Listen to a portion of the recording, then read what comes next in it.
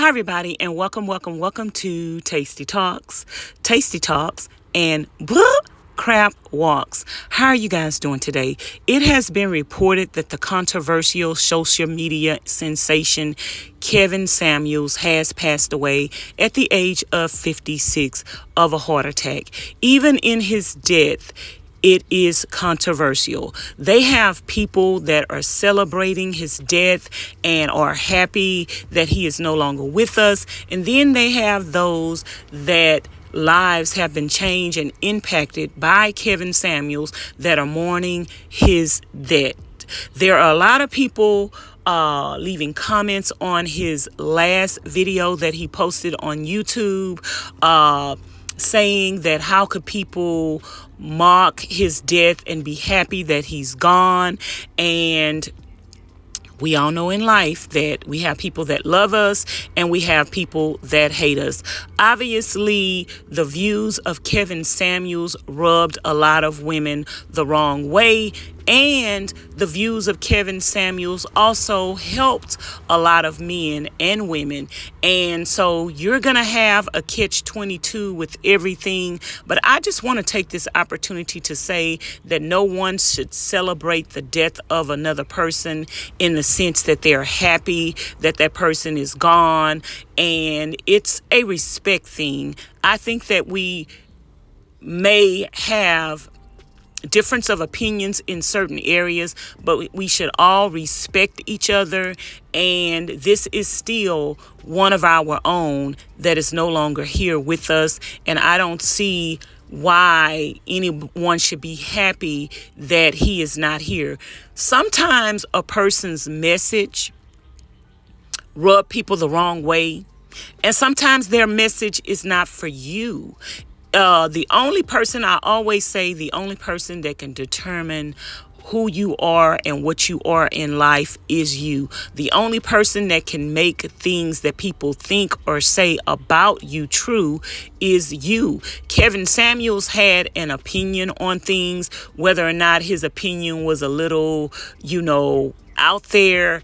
The only person that could make what he said about you be true is you. So sometimes we have to take the things that people say and do with a grain of salt, and we have to reflect on why is it that what a person says or does makes us feel a certain way. Is there any truth to what they have to say? And if not, take it with a grain of salt, keep it moving, and don't let it impact and affect your life in a negative way. So I've read a lot of the comments that people are leaving about Kevin Samuels. Some people are sad that he's gone. Some people are leaving comments saying how he impacted their lives in a positive way.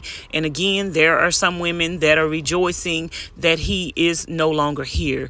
There are some people that are leaving comments and saying that you should really check yourself if you are rejoicing in the death of someone else. I kind of sort of agree with that. What impact did you let a person make on your life to the extent that you're happy that they are no longer here? No one should have that amount of power over you or that amount of control over you that you're happy that they're no longer here.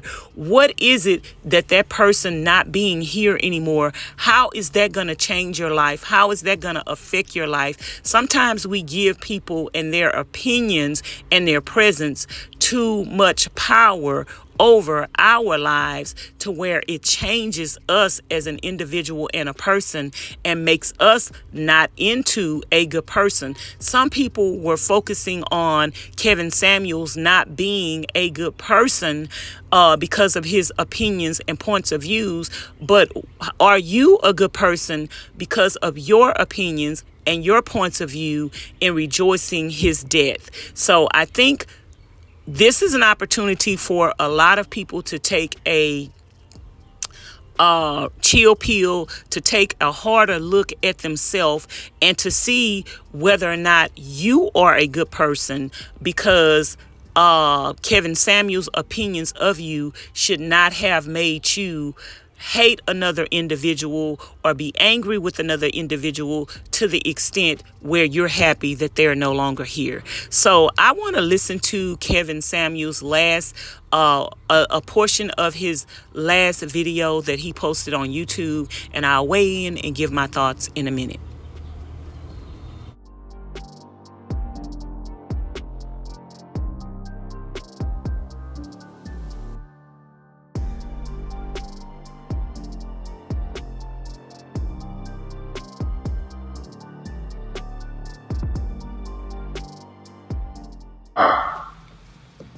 Ladies, why is it that I say that modern women are a party of one? Well, I'm glad you asked. Several things led me to this topic. And one of the biggest things that led me to this topic was the notion that modern women are just holding out. Holding out for what? Holding out for what? Holding out for something better. Are a party of one. Holding out for this and holding out for that. Who the heck are you ladies holding out for? When you ask women today, who are every bit of, danger zone. Danger zone! 27 to 35, when a woman needs to focus like a laser on the outcome she wants as far as relationships. But when you ask women who are in their mid to late 30s, even in their early 40s, who are boss chicks, bad chicks, got my money together, I got my master's. I'm a PhD. Got my master's, but can you cook? I don't need a cookbook. Yeah, they got their PhD and everything else. They don't have a cookbook, but they damn sure do have a... All right, what is the one thing you tend to hear? Some sort of, well, I'm doing what I'm doing right now, and I'm in a waiting position. I'm waiting for God to send that man to me. I'm holding out. So I'm going to go nam nam uranga toya macarena till that man comes along. Why are so many modern women holding out? What are you holding out for? Whatever it is, ladies, it ain't working. And the net result of it is you become a party of one. Modern woman, party of one. Your table's ready. What do you mean a party of one? A party of one. They become a party of one. Because as your friends who actually decided, you know what, I'm going to be a teacher or an accountant or whatever, I'm not going to make enough money to pay for my life, my property, my retirement, and everything else. I'm not going to be able to fund my retirement. So I'm going to partner with somebody else, and we're just going to try to make this thing work. Now, you got so many women who, just because they went to college, figured out it raises their value, especially this group. I'm a PhD. I had my ladies focus group the other day, and the themes continue to kind of play out, interesting conversation, interesting questions. But one thing over and over, I'm not going to settle. I became this woman over here, therefore I deserve this man over here. Well, ladies, like I tell every one of you, men don't care about what you have. We care about who you are. And your master's, your PhD, your property, your car, whatever, is not, N-O-T, not what men choose on. But see, here's the problem. Women will continue to talk to each other, hype their head up, blow their head up, let women say, well, girl, you shouldn't wait. You should do this. You should do that. The guy you're with right now, he's a good guy, but you know what? You don't settle for him. What happened to that lawyer you were dating 3 years ago? What happened? You used to date guys on this level. Why are you going to get with this guy who's give him a title, third shift at the plant? Why are you going to get with this guy who's a firefighter when back in college you was pulling this and that? Women judge from the highest man they were ever able to deal with. And deal with means simply this. He showed her some attention, possibly gave her some sex, and she thought that automatically adjusted her level. That's why I'm starting to see hellified basic chicks, hellified basic from the way they look, talking about I'm not going to settle for a broke man. I want a rich man.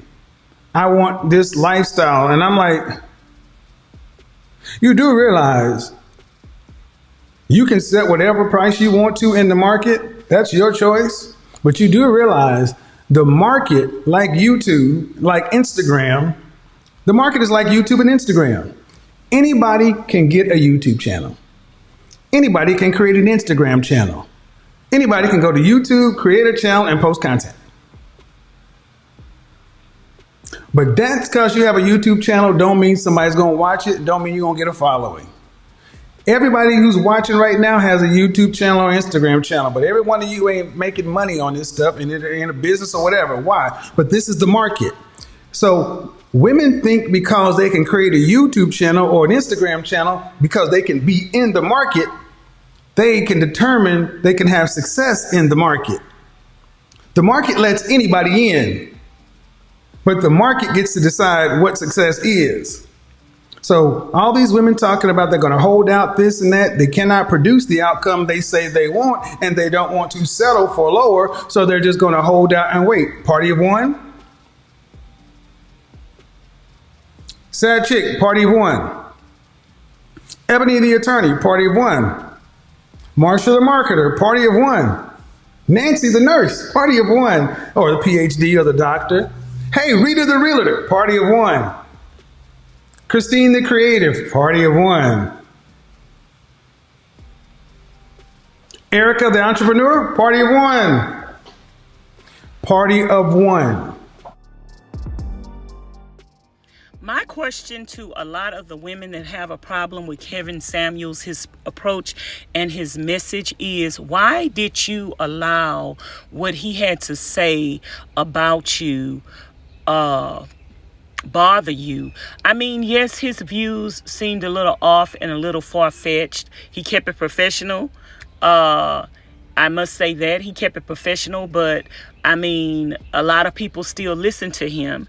And it seemed like a lot of the people that felt like he was saying things that were negative listened to him as well. And one thing we have to realize in life, we give people power that have negative things to say about us when we listen to what they have to say about us, when we watch what they have to say about us, when we care what they have to say about us. Why is it that so many women cared about what Kevin Samuels had to say about them?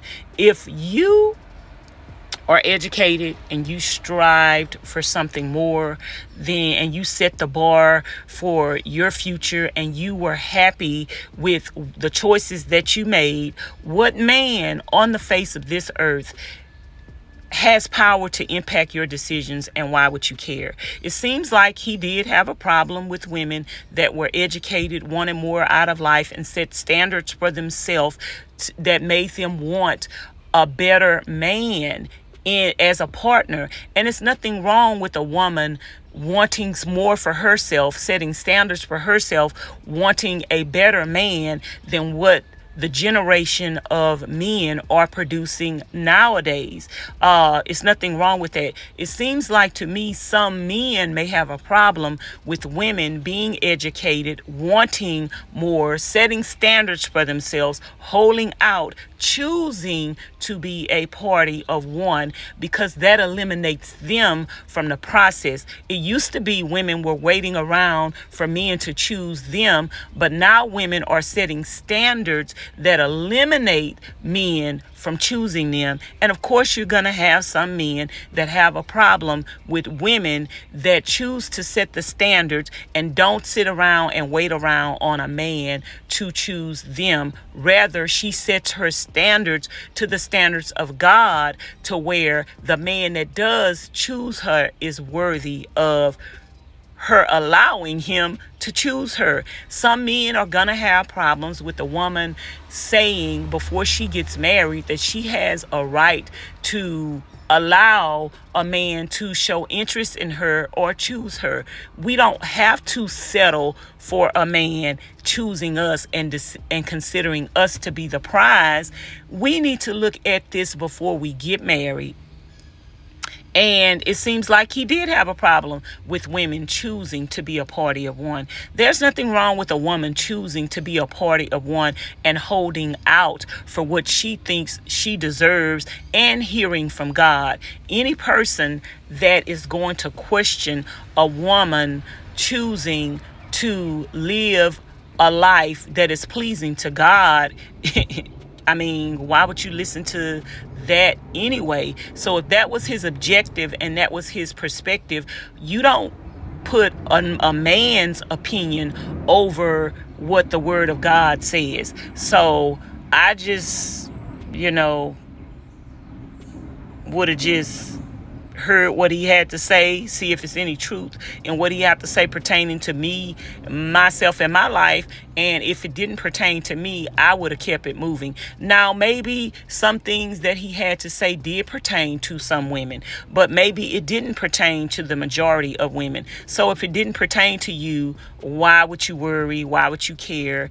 And you could have objected to what he had to say in a critical way and in a way that was going to be more beneficial to other women to see that they shouldn't be bothered by the opinion of a man who can't determine your future. And above all things, listen to Christ, follow after the things of Christ, and whatever anyone has to say about that, you shouldn't care.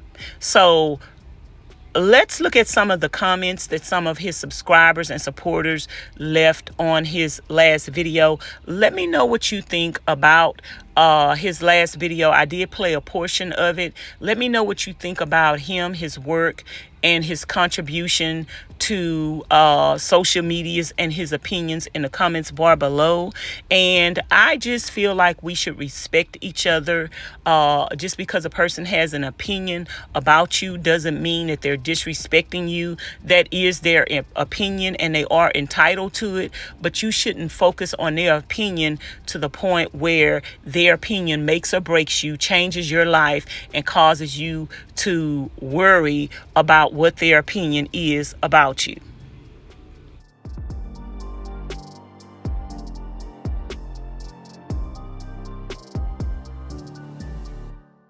I'd also like to add that Kevin Samuels was a man. He was human. He put his pants on one leg at a time, just like anyone else. So, I mean, if you're allowing him to have power over you in your life, that means you are making him out to be more than what he was. He was just a man. He was just a human with an opinion, and that's all it was.